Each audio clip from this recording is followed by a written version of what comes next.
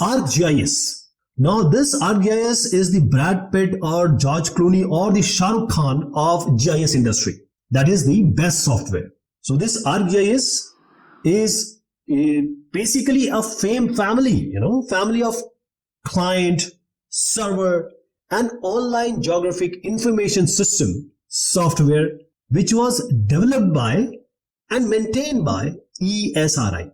Now, as I said, Brad Pitt, George Clooney, Shah Rukh Khan, this level it has in the GIS industry. So this ESRI is the biggest company, and you will be surprised to know that the definition given by ESRI is what the GIS definition generally accepted. So this ESRI actually started with the previous ArcGIS, and now it has changed a lot because online things have grown up.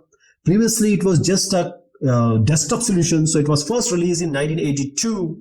And this ArcGIS, after released in 1982 as ArcInfo, it was just a command line GIS, DOS. If you remember, in DOS, we used to do everything by command line prompt, like Linux, Unix, we do now also. So ArcInfo was later merged with ArcGIS Desktop.